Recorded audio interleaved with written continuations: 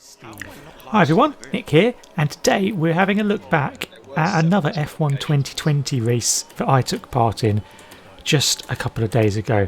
This time it was the league race in Singapore, round 4 of season 3 of the Serious Racing League, and as ever this meant I would be doing real performance and driving in the Williams, which obviously in past races has been an absolute nightmare because it's terrible, but from this practice race you can see on screen I was able to qualify first in one of the practice races, and that wasn't really a fluke. There were other really good qualifying performances and I actually went on to win this practice race, so I had high hopes here. I wasn't expecting to win or anything. I knew that over 30 odd laps I wasn't going to get a Williams to be the fastest guy. It just wasn't going to happen. But could I use my supposed skill and ability at the game to overcome my car's flaws, my car's inadequacies, and maybe pull out a decent result? That's what I was hoping anyway. However, a spanner was thrown right into the works straight off the bat by the fact that we were going to have some wet conditions in the race, and you can tell that I was overjoyed by this prospect. Absolutely loving it. Anyway, what can we do? All we can do is try and qualify up the grid as high as possible.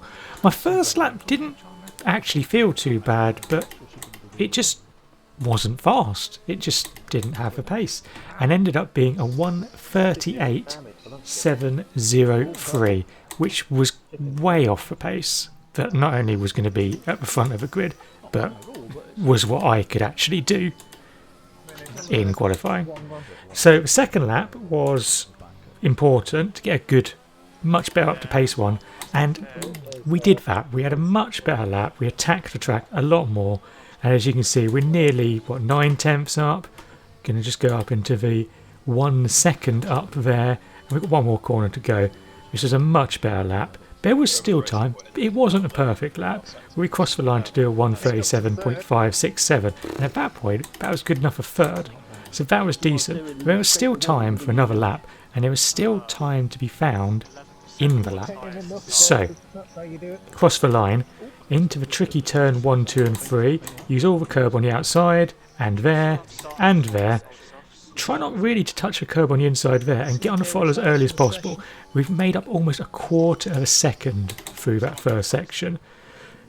Try and get the car turned as much as possible and then get it down the straight. That's the key to that one. You don't really want to cut the curb too much, I don't find anyway. Brake nice and late here. Use as much curb as you can there and as much curb on the exit, and then this bit's just really twisty and really tricky. You just want to make sure you get the car turn. Don't compromise too much. Nice and wide exit there. Go as wide to the wall on the right hand side as you dare.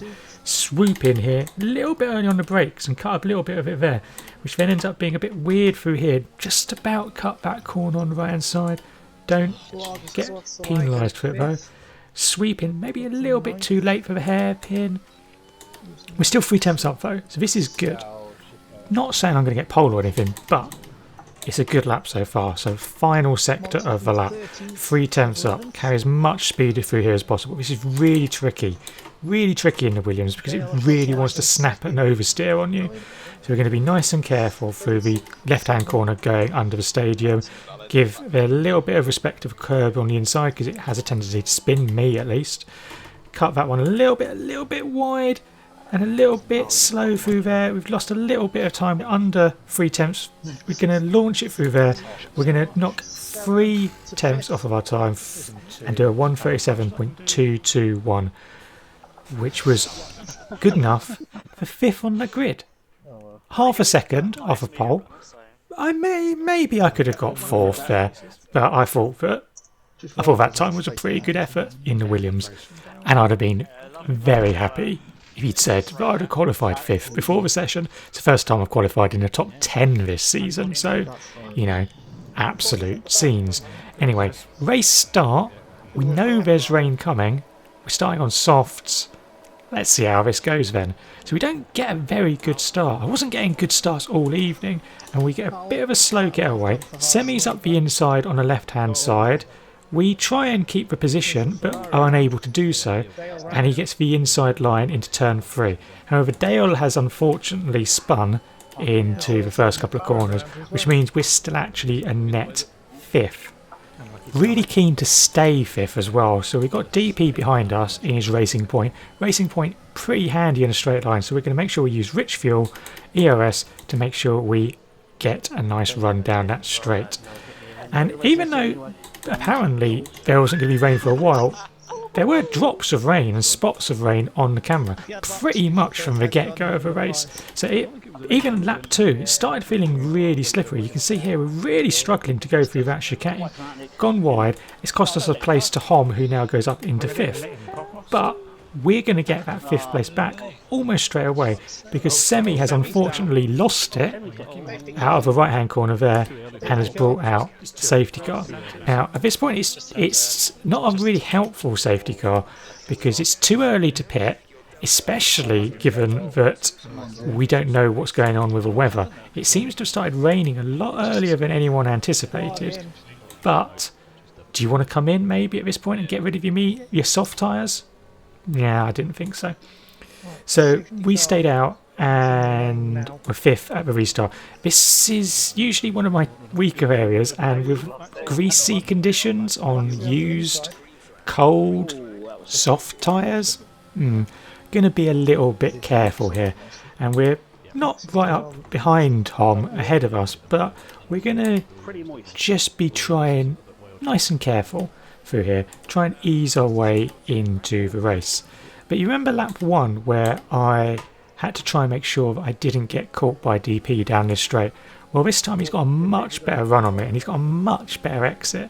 So even though we've gone into overtake and we've got a rich fuel on, it's just not enough. He's up the inside and he gets a nice clean overtake done to take the position and go up into 6th position. It's a little bit wide there, and I thought maybe he was just going to instantly ruin it, but no, he was fine. And by the time we got to lap 6, it was getting very, very slippery, very challenging conditions. Maxi, who actually qualified on pole, was the next person to spin, went off a couple of corners before Semi earlier on in the race, and that put us back up into our now familiar 5th place. And it was getting very slippery. Was it time for inters though? No, because the game, one of the things that Jeff, the engineer in the game, actually knows how to do is tell you when to come in. And the fact that DRS is still enabled tells you that it's not intermediate conditions at this stage. So fast forward to lap 8, and we've caught onto the back of DP. He at this point seemed to be really struggling. I don't know if it was because of the wet conditions or because he's now on 8-lap-old soft tyres that he qualified on, same as I am. We get a bit of a run here, but we don't quite have enough pace. If I felt being cheeky, I could have probably lunged for it, but I thought better of it at this point. Mainly because I thought maybe he'll make a mistake somewhere else. And he does exactly that. He goes into a wall there, but we have to lift off to make sure we don't follow him in, and that opens the door for Owl on the outside. So we thought we were possibly going to gain a position, and we've actually lost one. Little bit annoying, but hey-ho. But again, by the end of the lap, it's getting very, very soggy. So DP bails and goes in the pits. Sonny lunges it up to the, I think that's technically second last corner, and really nice little overtake from him there. So as soon as we got our 5th place back, he was straight back up, and we just completely forget about the concept of braking into turn 1 there. No damage done, we don't hit anyone, but I think possibly the first time I've put my hands up and say, yes, I did exceed track limits there. Thank you very much, game. But yes, at this point, we're still not really sure what to do with the tyres. Other people have started coming in for inters, but I wasn't really sure about that. But of course, these tyres, soft tyres, are bad. They don't last very long in Singapore, and I did not want to be on them very much longer. And another person who probably didn't want to be on them much longer was Beckford, who had spun there to give us, yeah, you guessed it, we're up to 5th place again. So we really had to start thinking about pitting. We couldn't pit this lap because Tony, our teammate, has gone in, and that puts us up into 4th place. And it is getting a bit greasy now. But I still didn't want to pit. I still wanted to wait until the game said, Nick, mate, come in for inters. Because I don't want to second guess this game. It can look really wet, it can feel really wet, but it doesn't mean it is actually wet, or at least wet enough intermediate tyres. So we're going to battle on. We're going to battle on. Monty's got a good run at us on the inside here. He has a really unfortunate sort of moment of trying to overtake us as the kink happens. I've been there, it's really tricky. Hits the wall on the right hand side, looks like no damage done, and he gets through and we're back into 5th. But then he seems to get a little bit wide, get a bit out of shape, very out of shape in fact, maybe touch Sonny, I'm not 100% sure, and we're able to get that position back around the outside. So it's all getting a bit dicey. And we're still in 4th place, lap 10, still on slicks, and wondering how long can we carry on these tyres before they either give up. I mean, look, the rear right tyre, 59%. That is not what you want to be doing on a slippery track. I've got bad tyres, bad traction in the car anyway, and slippery conditions. And Sonny, you can see there, has just gone off. He's hit the wall, he's lost pretty much all of his front wing, and we're up into 3rd place. And it's really getting tough here. So we're looking at what's going on here. We're thinking, is it now the time? Could you give us a bit of a sign, Jeff? And then the virtual safety car comes out. Gonna be honest, can't really remember why the safety car came out, but at this point we thought there's a potential for a cheap pit stop. So we come into the pits and we select intermediates, and then completely change our mind and think, do you know what? I'm going to put my faith in Jeff. I know this is something that no one should ever be thinking when they're playing an F1 game, but I decided to put my faith in Jeff, and I put medium tyres on because I thought softs would be bad, and I went for medium tyres instead. I thought slick tyres, even though it's definitely slippery, slick tyres would be better at this point in intermediates. I hadn't had any chat in the party about intermediates going amazingly well, and this was going to be a little bit of a gamble, but I thought it might be worth it. And as soon as I got out on track, I was really happy with my decision. It was only a couple of corners in, but I just really felt like I had a lot more grip. It felt so much better. Should have come in a few laps earlier and used some nice fresh tyres to actually get some grip. You can see there's cars behind me who are on intermediate tyres, 2.5, 3 something seconds behind me, and we just pulled away from them. You can see on the screen, a little bit wobbly, but a lap later we're already another 3 seconds down the road, and that's 1 lap. Now unfortunately for us, well, mostly unfortunately for Maxi, he retired and hit the wall, which brought the safety car out. Now this is obviously very unfortunate for Maxi because he's crashed, but for me that's doubly unfortunate because my plan of use those tyres before it starts raining and is too wet for slick tyres doesn't work because it all gets negated behind the safety car. And then while we were behind the safety car, while we were still trying to catch it because it was going very fast, Jeff popped up to say, you might want to come in for inters, mate. So I duly did. So trundling down the pit lane as we normally do. How many places are going to lose? We're down to 7th already. There's a couple of cars on their way through the last corner there. You can just see them in the minimap on the left hand side. They are both going to jump me.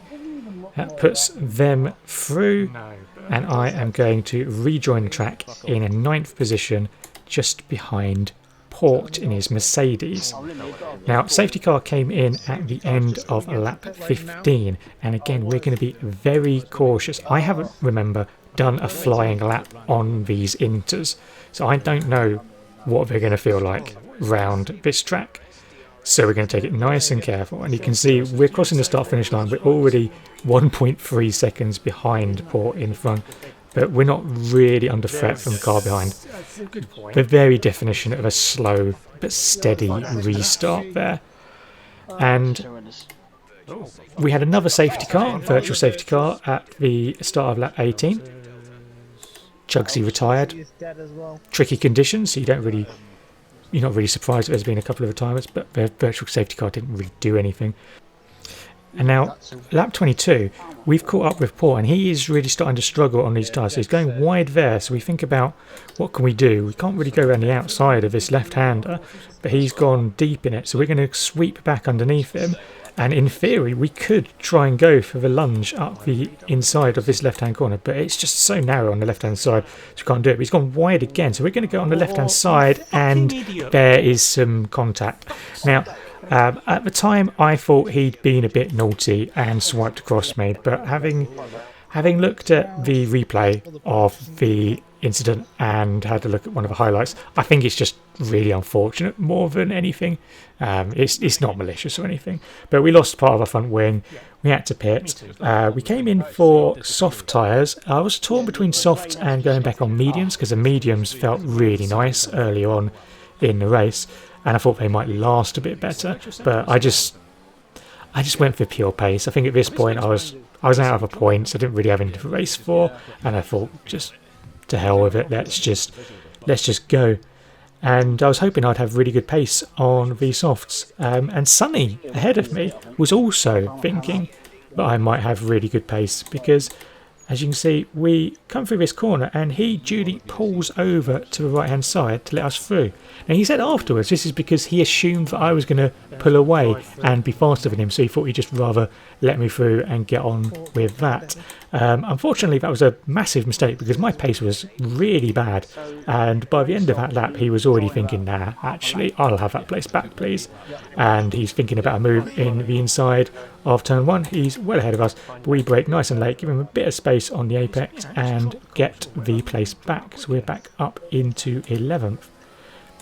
Lap 24, end of lap 24, he goes up the inside again into the second last corner. Bit of a sunny special there, and he is going for it. He gets another nice run, and this time he is not going to relinquish the position, and we have now, well, actually stayed 11th because Tony pitted to give us a place, which we then lost to Sonny. So back to 11th place, and we were coming under a lot of pressure from behind. So end of lap 26, we were really pushing a tiny little track extension there, and that was our third warning. Didn't really make a huge amount of difference because everyone around us also had 3 seconds, but it meant we didn't have that in our pocket at least. So always slightly annoying to get any kind of penalty. But Dale behind us and Tony behind us have got very good pace at this point. And if we skip to the end of that lap, you can see that Dale has got through ahead of Tony into 12th. He thinks about a move up into the second last corner with the old Sunny special and isn't quite able to make it happen. And he was having to be a bit inventive with some of his overtaking opportunities because he was driving the Ferrari, and for those of you who know about the Ferrari in 2020, it was the slowest thing in a straight line in the world. So even though here you think actually he's got red arrows and he's going to have DRS, he just has no ability to catch me down the straights. So he's going to try and be sneaky instead and get through somewhere where I'm not expecting it, such as round the outside of this corner. And that surprised me, but it was in theory actually a good idea because he could then try and get switchback and then get the left-hander there. There was a little bit of contact between us, and unfortunately it didn't work, but he's thinking about it again here. Doesn't make it. You can see there's all sorts of shenanigans going on behind us, and we're just basically hanging on here. We're going to try and be as absolutely fair as possible. We're not going to be naughty or anything like that, and we're just going to see if we can battle it out. So Dale again is thinking here he's going to have the DRS. Can he go around the outside? Not really. It's not really somewhere you're going to be able to go.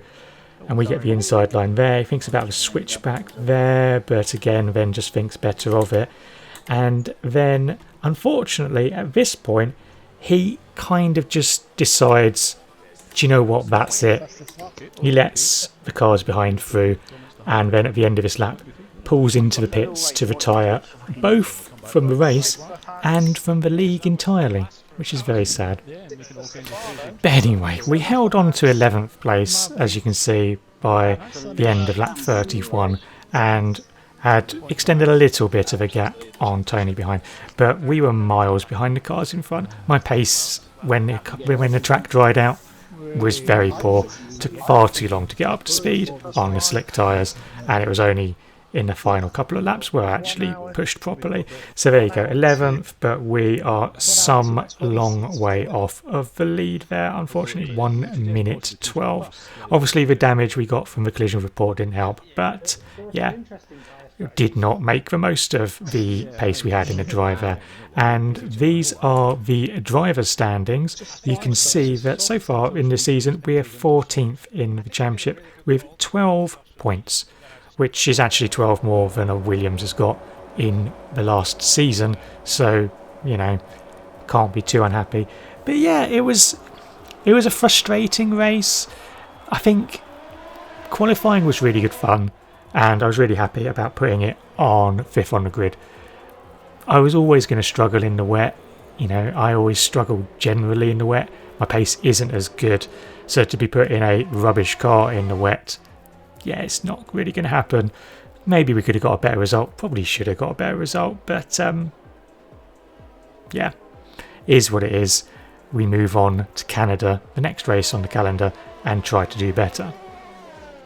So that's the end of this video. Thank you very much for watching. If you did enjoy the video, then let me know. I'd really love to know what you made of the video.